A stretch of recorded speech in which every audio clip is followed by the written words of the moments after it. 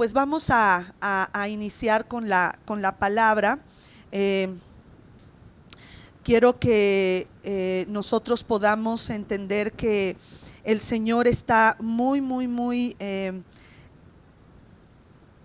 interesado en que podamos cumplir su propósito en esta tierra y tengamos que pasar por lo que tengamos que pasar. El Señor cumplirá su propósito en nosotros. Así lo dice el Salmo 138. El Señor cumplirá su propósito en mí. Así es que hoy quisiera empezar a hablar acerca de José, de la vida de José. Estaba yo muy buscando, ¿verdad? Hemos estado hablando de la reconciliación familiar. Y estaba yo buscando, ¿verdad? Esta reconciliación, cómo el Señor llevó esta reconciliación de José con sus hermanos. Pero para ello empecé a estudiar poco a poco cómo es que José fue separado de su familia, los conflictos que había en esa familia y cómo todo esto Dios lo tenía de alguna manera, pues lo permitió, y no porque Dios permita la traición o Dios sea un Dios traicionero, un Dios que permite que haya complots de muerte en contra de alguien. Y bueno, vamos a ver todo esto. Pareciera una de las mejores películas, ¿verdad? De acción, de dolor, de traición, de complots de muerte. La palabra de Dios es impresionantemente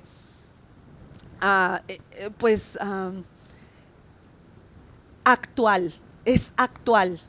Muchos dicen que es un libro arcaico, con situaciones arcaicas, pero es un libro actual. Y hoy quiero que empecemos a meditar en este camino hacia la reconciliación con sus hermanos. ¿Qué pasó en la vida de José? ¿Y qué podemos ir aprendiendo de su vida, de lo que él vivió, de lo que él pasó? Si me pueden encender, por favor. Gracias. José, entonces, habíamos estado hablando, quiero también, antes que nada, antes de que se me olvide, agradecer a todos los que estuvieron orando por una servidora. Tuve una cirugía en la boca, gracias, en los dientes, y tenía muchísimo dolor. El dolor de una muela es muy fuerte, pero el de toda la boca y todos los dientes es impresionante. Yo no había sentido tanto dolor después de esta operación en mi boca. Y yo sentía que este tiempo no acababa, que el dolor era muy fuerte. No podía obviamente dar los temas. Le agradezco a Eli y a Uciel que dieron temas muy aplicables, muy necesarios para nuestra vida: la muerte al yo, la muerte a nuestros deseos y también la necesidad de congregarnos. Y cuando Eli dio este tema, yo ya quería así como que ya mañana me congrego, aunque no pueda ni cantar ni hablar, pero todo está en las manos del Señor y sabemos que Dios tiene las mejores ideas y pensamientos de paz, de bien para nosotros. Así es que confiemos en que el Señor está en control y estemos atentos, como les decía en el video que les mandé ayer, estemos atentos a nuestras redes sociales para que sepamos en qué momento podemos, aquellos que no somos vulnerables y que podemos reunirnos con sana distancia y con todas las medidas de seguridad sanitaria, que podamos vernos pronto. Sigamos orando por ello. Y bueno, gracias entonces a los que estuvieron orando. Estuve en dolor exactamente 8 días y en el 8º día algo pasó. Verdaderamente del dolor que había sido 10, había bajado a un 5 y empezó a menguar, y hoy dije sí voy a poder dar el tema. Le doy gracias al Señor porque están ustedes aquí, el hecho de ver que se conectan, que mandan algún comentario, para mí es una bendición saber que hay un pueblo que está junto con nosotros, congregándose en la misma hora, al mismo tiempo, en diferentes lugares para alabar al Señor y recibir la instrucción de Dios. Pues hemos estado antes de esta situación de la cirugía que recibí en mi boca. Habíamos estado hablando acerca de la vida de Jacob y cómo él se reconcilió con su hermano Esaú, cómo Dios hasta lo descoyuntó de su cadera, lo humilló. Vimos cómo la siembra y la cosecha es impresionante. Él le mintió a su padre una sola vez y después fue mentido constantemente por parte de su suegro. Muchas veces le cambió el salario, en fin, y vamos a seguir hablando de la familia de Jacob. ¿Por qué? Porque José es el 11º hijo de Jacob, el 11º varón. Entonces, quiero que vayamos a Génesis capítulo 37:3 y dice la palabra Israel o Jacob. Acuérdate que cuando Jacob luchó con el ángel del Señor, Dios le cambió el nombre y le dijo: ya no te llamarás usurpador o suplantador, ahora te vas a llamar Israel. Entonces dice aquí, estoy leyendo la palabra de Dios para todos, la versión PDT, y dice: Israel quería a José más que a sus otros hijos, porque había nacido cuando él estaba muy viejo. Israel le hizo una túnica muy distinguida. Aquí es donde se introduce la vida de la relación, la relación que había entre Jacob. Hemos estado hablando de Jacob, seguimos hablando de la familia de Jacob y se introduce la relación tan cercana y especial, y pudiéramos decir una relación con favoritismo hacia la vida de Jacob o Israel, hacia la vida de uno de sus hijos, el penúltimo, que era José. Ahora, quiero hacer un hincapié en esto. Estoy hablándoles, sé que aquí hay padres de familia que nos están escuchando, yo también soy mamá, y dice aquí que Israel quería a José más que a sus otros hijos. ¿Qué puede hacer esto para aumentar los conflictos familiares? Muchísimo. Destruye mucho, y ahorita vamos a ver la situación en la que sin saberlo Jacob o Israel mete a su familia, a sus propios hijos, en un odio que terminó en una muy triste realidad, donde José se ve completamente solo, rechazado y alejado físicamente y de todas las maneras posibles de su familia. Entonces recuerde que si usted tiene un hijo predilecto, un hijo que marcadamente es más amado por usted, eso va a provocar que sus hermanos o hermanas le aborrezcan. Usted debe amar a sus hijos igualmente, porque aquí no dice solamente que le hizo la túnica de colores, una túnica distinguida para él, sino que dice que lo quería, que lo amaba más que a sus otros hijos. Y yo sé que a lo mejor usted me va a decir: es que es el más chiquito, es que es la más pequeñita, es que es la única mujer, es que es el único varón si tuviste puras mujeres. Y siempre, y bueno, de hecho hay personas que se nos hace más fácil amar por la relación. A lo mejor tienen un carácter más llevadero, tienen un carácter más, pues sí, como que son más así, más chidos para llevarse, y pues uno se acerca más a esas personas. Hay otros que no es así, que tienen hasta su gesto duro, y que tú dices: ya se enojó y no sé ni qué le hice, ¿no?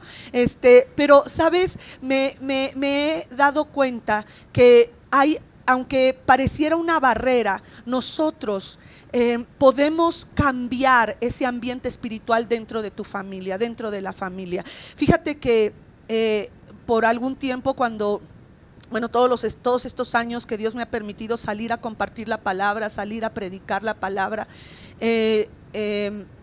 había lugares en que yo me dejaba llevar por el ambiente, ambientes de mucha frialdad, ambientes emocionalmente donde se sentía rencilla entre los líderes, entre las personas que estaban en la congregación, y yo me dejaba llevar y yo predicaba según estaba la situación, hasta que Dios me dijo: no, si yo te mando a un lugar es porque te he dado el poder para cambiar ese ambiente espiritual. Y creo que amando a nuestros hijos, a pesar de que con algunos de ellos quizá nos cueste un poquito más de trabajo entablar una comunicación más suave, más relajada, más con el flow, ¿verdad? Que nosotros podamos romper esa barrera, que podamos romper esa barrera. Porque tú puedes decir, es que yo, pastora, yo amo a mis hijos igual a todos, pero me llevo mejor con este o con ella o con aquel con el sobrino me llevo mejor que con mis hijos. Quiero decirte que es nuestra responsabilidad buscar la manera de romper esas barreras para llevarnos bien con todos y respetando sus personalidades y temperamentos. Entonces no cometas ese error, no lo hagas. Estamos iniciando ver la vida de José, hijo de Jacob, y cómo Jacob desafortunadamente no solo falló en la situación con su padre cuando le mintió y tuvo que cosechar tanta mentira, tanta traición, ya que él traicionó también. Entonces no cometa el error que Jacob cometió de amar más a uno de sus hijos que a los demás. No cometa ese error, no lo haga. Ahora vámonos a Génesis 37:2. Dice: esta es la historia de la familia de Jacob. José tenía 17 años y cuidaba los rebaños con sus hermanos. Les ayudaba a los hijos de Bilhá y de Silpa, las esposas de su padre, y José le contaba a su papá los males que hacían sus hermanos. Entonces no solamente era el hijo predilecto, sino también era el hijo que iba a llevar toda la información de lo que hacían sus hermanos, y esto también hizo que José se hiciera aborrecible a sus hermanos, porque pues no le iba, ahora sí que iba con el chisme, era el soplón, como quien dice, ¿verdad? Esto creó enojo y resentimiento en los hermanos. Ante los ojos de los hermanos, José no era una persona agradable. Y la primera razón es porque Jacob lo amaba más que a cualquier otro. Vámonos a Génesis 37:4. Sus hermanos, dice aquí, se dieron cuenta de que su papá amaba a José más que a ellos. Entonces en el versículo 3 nos dice, nos da información, porque la Biblia es así, nos da información, no es muy sentimental, ¿no? Muy pocas veces, yo creo que nada más es en el Cantar de los Cantares donde se ve a un Dios romántico, ¿no? Pero aquí nos da la información. Jacob, Israel amaba a José más que a sus otros hijos. Pero en el versículo 4 nos dice, y ellos se dieron cuenta. Sus hijos se dieron cuenta de que su papá amaba a José más que a ellos, y por esta razón lo amaban y no podían decirle ni una palabra amable. Qué terrible es vivir en una casa donde no se da ni una palabra amable, donde de 10 palabras 9 son majaderías, y majaderías pudiéramos decir con adjetivos calificativos hacia la persona que es tu padre, tu madre, tu hermano, tu hermana, tus hijos, tu cónyuge, el abuelo, el tío o con quien estemos viviendo.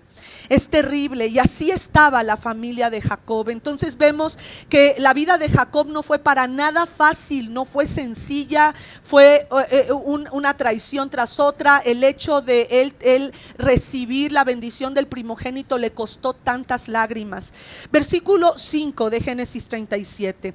José tuvo un sueño y se lo contó a sus hermanos, y ellos lo odiaron todavía más. Es la tercera o la cuarta vez que nos dice en pocos versículos que los hermanos de José lo odiaban, y como él tampoco no era prudente, porque ellos ya se habían dado cuenta. Él tenía una túnica de colores, distinguiéndolo por encima de sus hermanos mayores, y para colmo les cuenta un sueño donde él dice que estaban todos juntos amarrando manojos de trigo en medio del campo, y de repente ahí en medio del campo el manojo de José quedaba erguido, y el manojo de sus hermanos hacían reverencia ante el manojo de José. Se los cuenta, y claro que ellos lo odiaron aún más. Y después tiene un segundo sueño donde veía 11 estrellas, la luna y el sol, que también le hacían reverencia a José.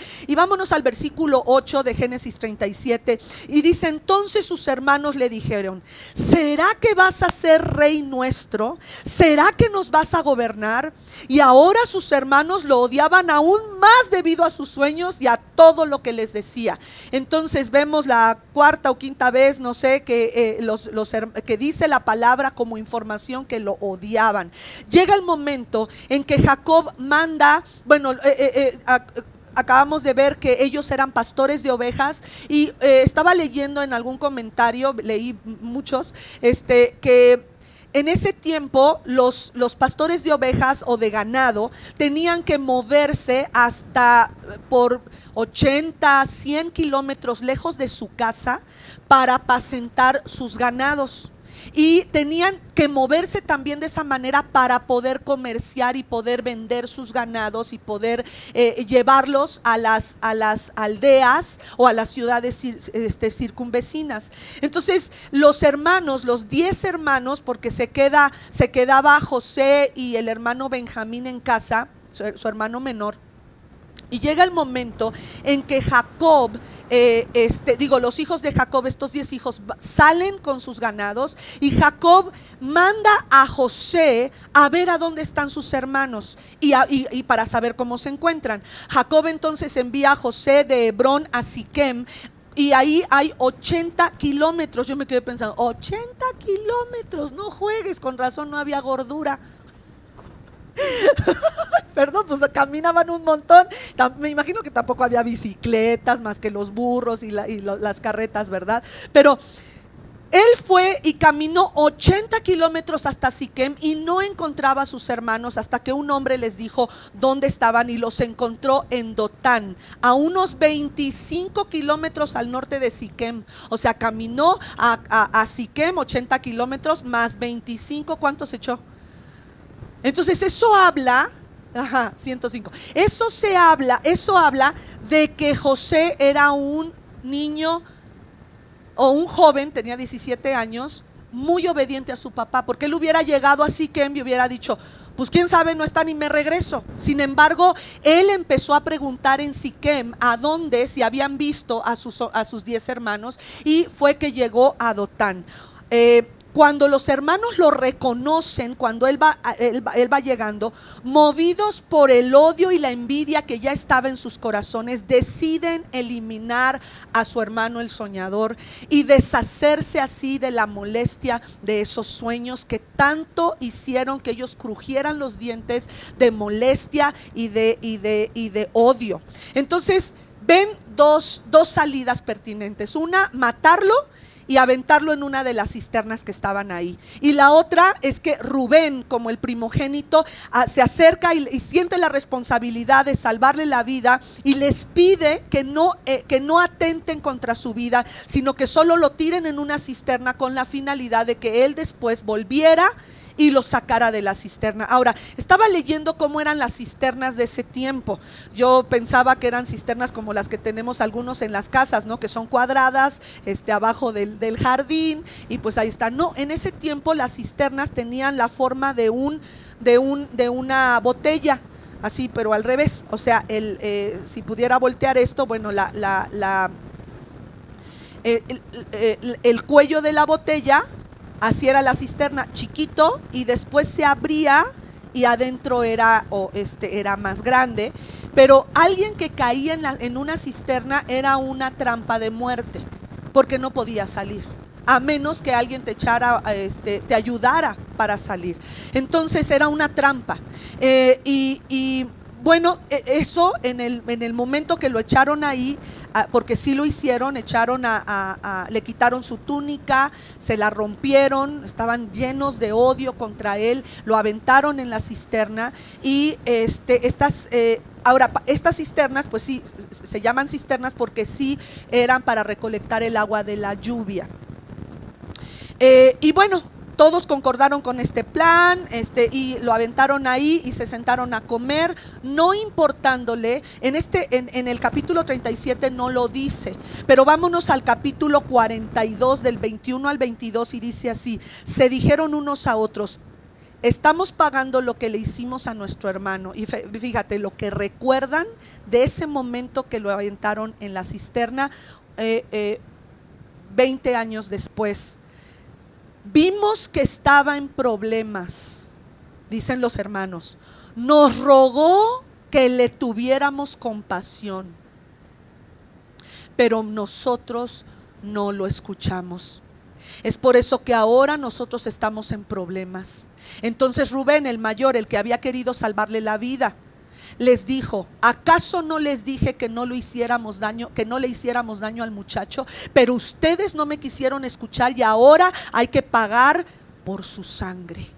Entonces ellos recuerdan, nos damos cuenta que cuando hacemos alguna maldad, hay una conciencia que siempre estará hablándonos, y sí hablamos de ello en otras ocasiones, de qué tan importante es que podamos escuchar nuestra conciencia. Ellos recuerdan que lo habían aventado en esa cisterna y recuerdan cómo él les rogaba y les lloraba que le tuvieran compasión, y ellos siguieron comiendo. Qué tan duro, qué tan lleno de odio y aún pues de maldad, porque querían matarlo, que ellos siguieron comiendo y no les importó. Pero al fin llegó el tercer plan. Rubén tiene que apartarse de ellos por un momento, y este tercer plan lo sugiere Judá.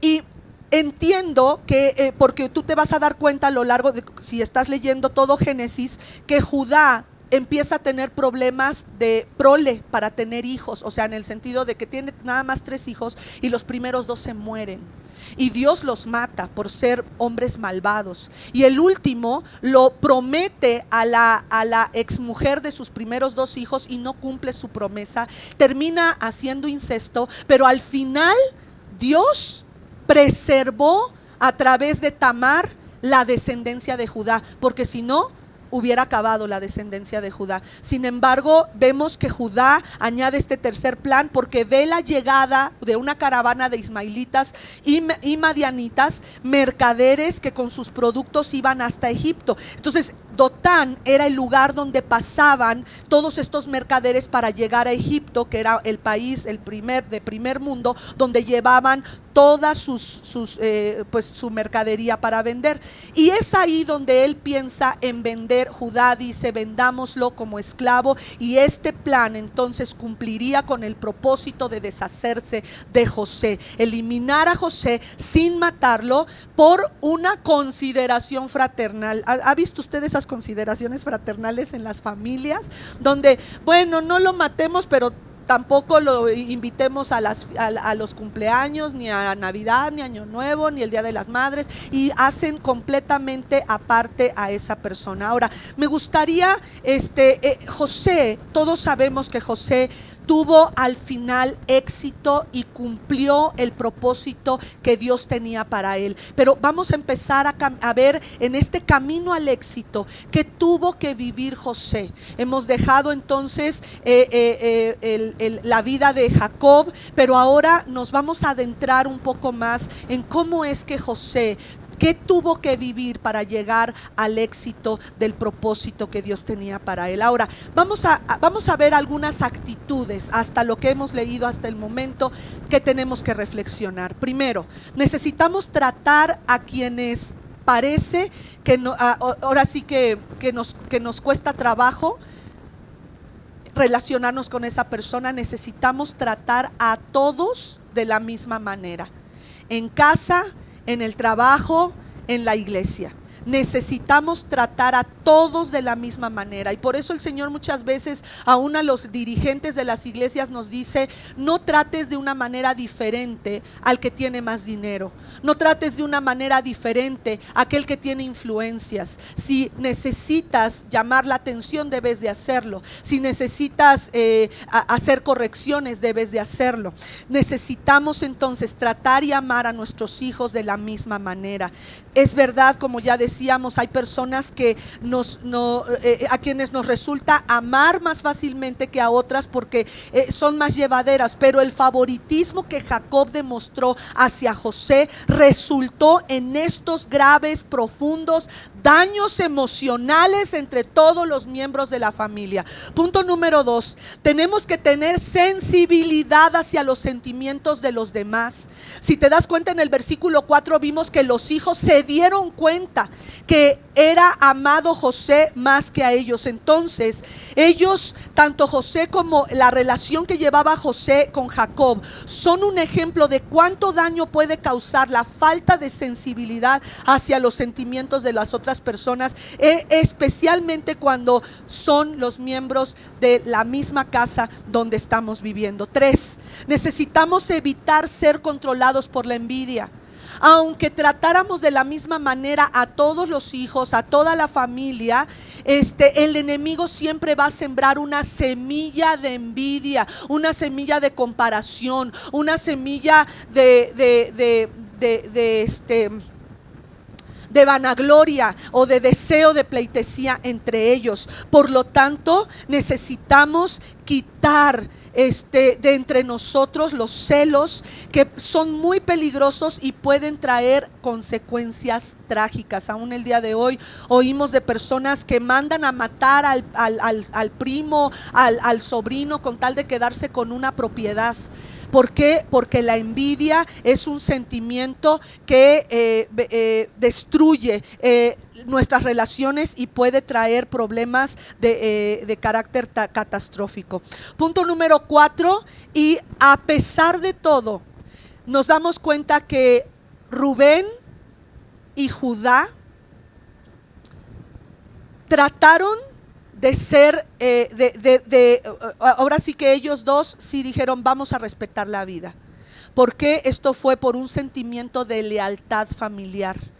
Este sentimiento de lealtad familiar fue la que actuó, la que Dios permitió que actuara en estos dos hermanos mayores, para que José no fuera muerto en manos de los otros 8. Imagínate, 8 contra 2. Primero era Rubén, y ya que iban pasando los ismaelitas, Judá dijo, no, mejor no lo matemos, vamos a venderlo.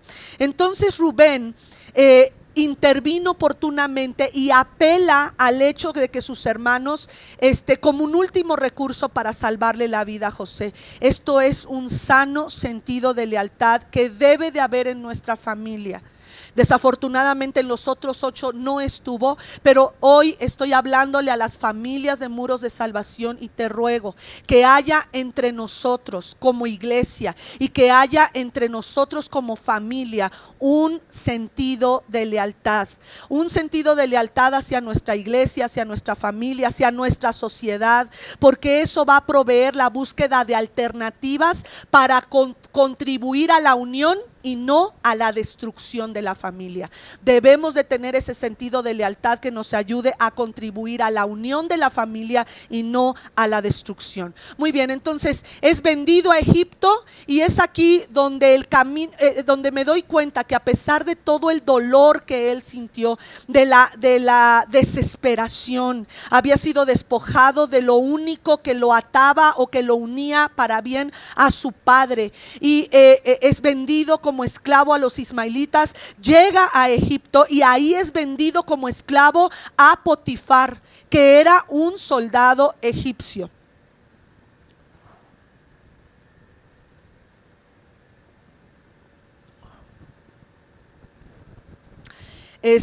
Sí, está allá arriba, gracias.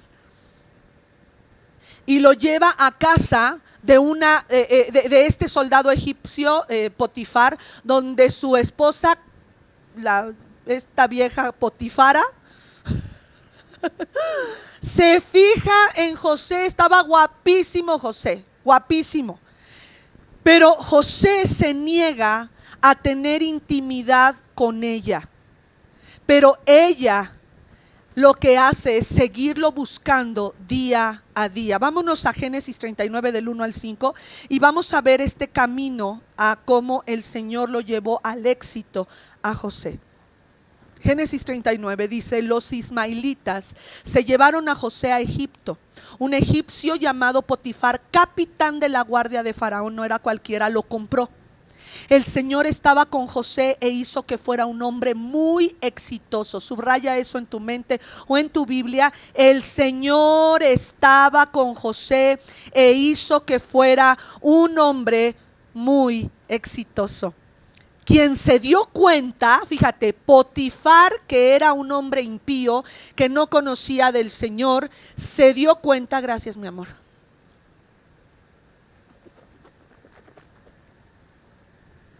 Es que esta es una medicinita homeopática que me dieron para la cicatrización y el dolor. Muchas gracias. Ok. El Señor entonces estaba con José, y lo más impresionante es que este cuate que ni conoce de Dios, se da cuenta que Dios, su Dios, el Dios de José, estaba con él, y que el Señor hacía que le fuera muy bien en todo. Entonces fíjate, Dios estaba con José, Dios hacía que a José le fuera bien en todo, y José complacía a su amo, y lo nombró su asistente personal. Lo puso a cargo de toda su casa y de todas sus posesiones.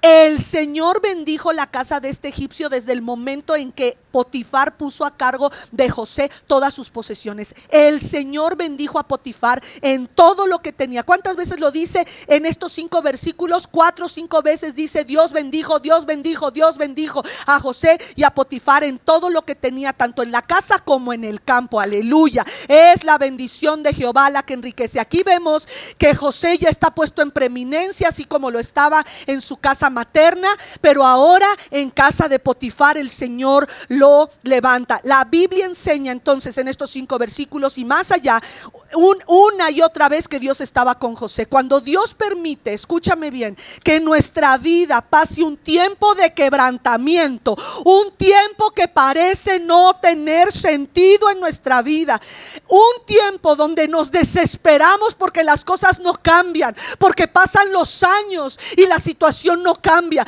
pasa la vida y sentimos que la vida nos ahorca, porque el quebrantamiento no se va. Hoy quiero decirte que Dios en todo momento, Él tiene un sentido indiscutible de que si Él permite las cosas, y repito, no es que Dios le permita al hombre pecar. Si tú lees en los 10 mandamientos, no hay permiso de nada, pero el enemigo, el diablo, nos lleva al pecado y nosotros nos dejamos seducir por la concupiscencia de nuestro corazón, por la envidia, por el temor, por la competencia, por el dolor. Y el dolor y la envidia toman decisiones en nosotros, toman decisiones que nos afectan de por vida. Pero Dios no dejó de trabajar en José, porque tenía un propósito con él en Egipto.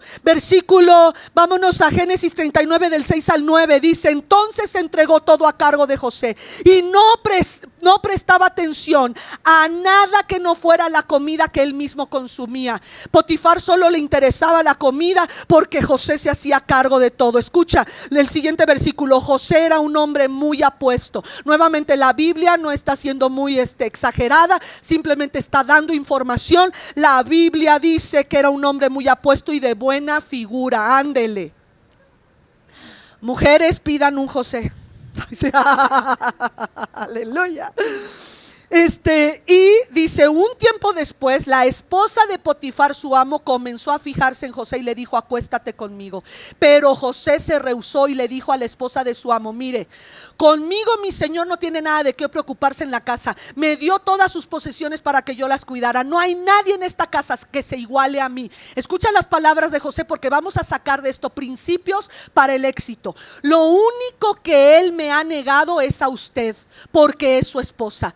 ¿Cómo puedo yo hacerle algo tan malo a Potifar?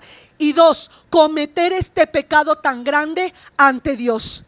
Si usted, apunte por favor, si usted desea tener ascensos en su trabajo y tener éxito, comience con estos últimos versículos que acabamos de leer. Ciertamente hemos dicho, la presencia de Dios hacía prosperar a José, pero es innegable la diligencia y la responsabilidad que José le dio a sus tareas.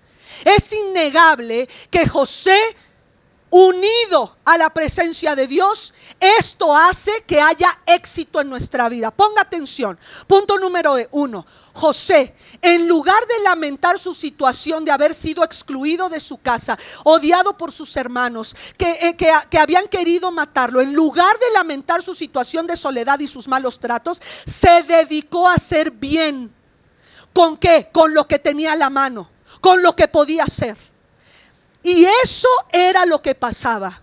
Jehová lo hacía prosperar en su mano, todo lo que hacía. Versículo, vamos a regresar a Génesis, vámonos a Génesis 39:2. El Señor estaba con José e hizo que fuera un hombre muy exitoso. José vivió en la casa de su amo egipcio. Entonces, él como esclavo seguramente empezó con las tareas más próximas a él, y se dio cuenta Potifar que su Dios estaba con él, y siguió, porque el que es fiel en lo poco, Dios lo pone en lo mucho. Muchos de nosotros hemos sido traicionados, heridos, y creemos que ahí nuestra vida acaba.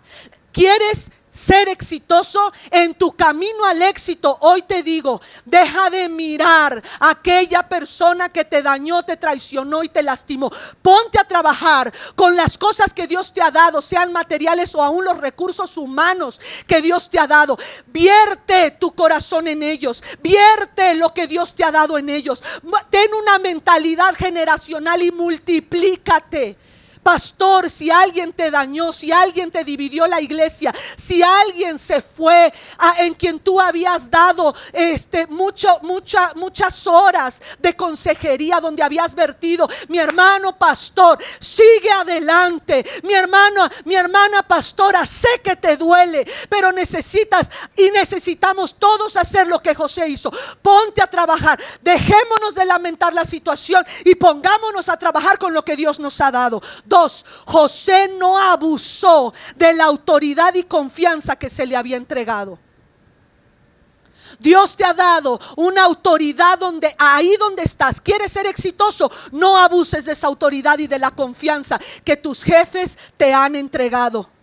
Él mantuvo, en estos versículos que vuelvo a leer, 8 y 9 de Génesis 39, dice: pero José se rehusó y le dijo a la esposa de su amo: mire, conmigo mi señor no tiene nada de qué preocuparse en la casa, me dio todas sus posesiones para que yo las cuidara. No hay nadie en esta casa que se iguale a mí. Él entendía. Él tenía muy claro sus privilegios y sus responsabilidades. Por eso le dice: todas sus posesiones yo las cuido y no hay nadie en esta casa que se iguale a mí. Lo único que él me ha negado es a usted, porque es su esposa. Y punto número 3, José comprendió que su buena apariencia y presencia física no era la base de su reputación. Y esto es muy importante, porque en este tiempo se dice: es que te tienes que ver bien, por favor arregla. Y está bien, tenemos que arreglarnos. Claro que nuestra presencia tiene que ser agradable a aquellos que nos están observando, pero no es la base de la reputación, sino la honestidad, la integridad y el temor al Señor. 3 cosas. No es la base. No sé si ustedes han visto mujeres hermosas en la televisión, en las redes sociales, hermosas, pero cuando abren la boca dicen tantas groserías. Una cubana que yo cuando la veo, así de verla, dice uno: qué hermosa mujer, qué cuerpo, qué figura, sus facciones hermosas. Pero cuando abre la boca, tengo que decir: me alejo 80 kilómetros de aquí. De aquí a Cuernavaca son 40 kilómetros. Me puse a ver ¿hasta dónde habrá caminado el José? Pues caminó de ida y de vuelta de aquí a Cuernavaca para encontrar a sus hermanos, porque se habían tardado. Bueno, entonces tu honestidad, nuevamente, honestidad, integridad y temor a Dios.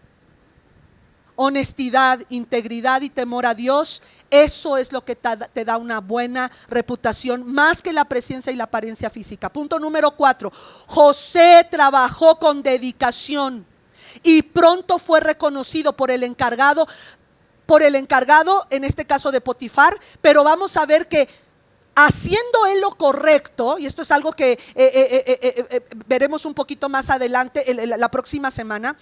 Pero a pesar de que él hizo lo correcto, escúchame bien, no por hacer lo correcto las cosas van a salir como quieres. A lo mejor José dijo, aquí me quedo. No, Dios permitió nuevamente que esta mujer hiciera todo este relajo porque se fue contra él, le quitó la túnica, otra vez la túnica, despojado de la túnica de colores de su papá y ahora despojado de la túnica que lo identificaba como el más alto siervo de la casa potiferana, de la casa de Potifar. Una vez más, el diablo, acuérdate que las vestimentas tienen que ver con nuestra identidad. Y siempre el diablo quiere despojarte de tu identidad. Quizá no tengamos una túnica que ante la gente diga que somos hijos de Dios y por el hecho de ser hijos de Dios somos especiales. El mundo necesita a un buen ciudadano. El mundo, nuestro México necesita buenos legisladores, temerosos de Dios, honestos e íntegros. Y Dios es el que mira y el que pesa nuestra reputación desde el corazón. Y si hemos fallado, necesitamos pedirle perdón a Dios. Pero el punto número 4, José trabajó con dedicación y aún en la cárcel, porque esa acusación de la Potifera lo mandó a la cárcel y aún el encargado de los presos lo vio como un hombre digno de confianza. José entonces se dedicó a las tareas laborales, tanto en la casa de Potifar como en la cárcel, de cuidar a sus compañeros antes de buscar posesiones de la vía fácil o la vía oportunista. Y punto número 5, para llegar al éxito, José mantuvo, y no por esta es la menos, pues la que no, la menos importante. Yo podría decir que esta es la más importante. José mantuvo su confianza en Dios a pesar de sus circunstancias tan difíciles. No claudicó en su fe, tampoco negó sus convicciones, porque a ella misma la Potifera le dijo: no voy a hacerlo porque pecaría primero contra Dios y después contra Potifar. No claudicó en su fe ni negó sus convicciones como hijo del pueblo de Dios. Y bueno, voy a dejarlo hasta aquí porque hoy vamos a tener Santa Cena. Voy a leer en lo que Baja Tamara, Proverbios 5 del 1 al 14, dice así: hijo mío, presta atención a mi sabiduría y escucha atentamente mis consejos. Así tendrás prudencia y cuidarás bien tus palabras. Pareciera que José leyó todo esto. Escúchalo, joven que me estás escuchando. Escúchalo, varón que estás casado.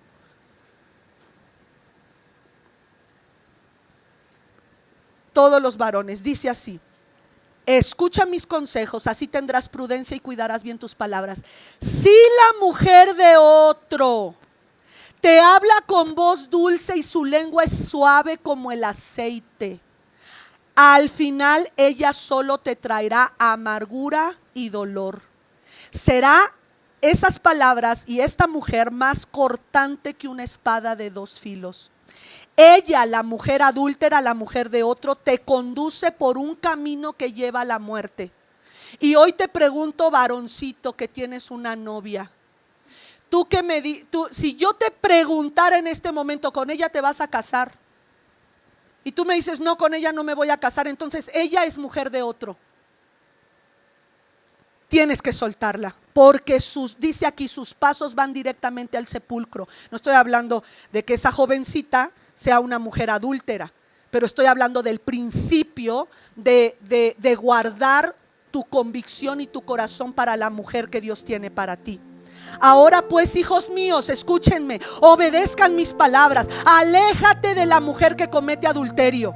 Ni siquiera te acerques a la puerta de su casa, para que no seas avergonzado ni algún extraño se quede con lo que trabajaste durante años, para que ningún extraño se llene con tus bienes ni vaya a parar a casa ajena el fruto de tu trabajo. Al final tu vida estarás triste por haber arruinado tu salud. Fíjate, el adulterio arruina tu salud, y por haber perdido todo lo que tenías te deja en la pobreza. Entonces dirás: ¿por qué no escuché a mis padres? Padres, hablando también de tus pastores, porque somos padres espirituales. ¿Por qué no escuché a mis maestros, aquellos que te aconsejan? Me negué a ser disciplinado, me negué a ser corregido. Ahora sufro casi la ruina total y soy juzgado entre toda la comunidad. Te dejo que leas Primera de Corintios 6 del 12 al 20. Te voy a pedir que lo leas, porque aquí también habla del pecado sexual. Y aquí el apóstol Pablo le habla a Corinto, que era una iglesia donde muchos de sus miembros iban al templo de Afrodita para tener relaciones sexuales con las sacerdotisas de esa diosa. Y él les dice: ¿qué no saben que el que se une a una prostituta se hace un cuerpo con ella? Tomarás tus miembros, que son parte ahora del cuerpo de Cristo, y lo llevarás a una prostituta. Así que huyan, dice, de los pecados sexuales. Ningún pecado, ustedes dicen que ningún pecado que el hombre comete que puede cometer tiene que ver con el cuerpo físico. Y él dice: lo que ustedes creen está mal. El que comete inmoralidad sexual peca contra su propio cuerpo. ¿Acaso no saben que su cuerpo es templo del Espíritu Santo? Ustedes han recibido el Espíritu de Dios que habita en ustedes. Entonces ya no son dueños de su propio cuerpo, porque Dios los ha comprado por un precio. Así que con su cuerpo honren a Dios. Vamos a orar. Señor, gracias por darnos estos 5 pasos para llegar al éxito. Gracias, Señor, porque nos estás diciendo que para llegar al éxito, muchos de nosotros, como lo fue José, fue traicionado, fue vendido, fue lastimado, fue herido, fue rechazado, fue dejado en soledad. Pero aún así, Señor, él fue un hombre íntegro delante de ti. Padre, hoy te rogamos que en lugar de lamentar la situación de pandemia que estamos viviendo, los malos tratos que pudiéramos recibir en casa, Padre, que nos dediquemos a hacer el bien con lo que tenemos a la mano. Señor, que no abusemos de la autoridad que tú nos has dado. Que no abusemos de la autoridad que tú nos has dado. Señor, que mantengamos claros nuestros privilegios y nuestras responsabilidades. Padre, te pedimos que nuestra reputación no tenga, la base de nuestra reputación no sea nuestra apariencia física, sino nuestra honestidad, integridad y temor a ti.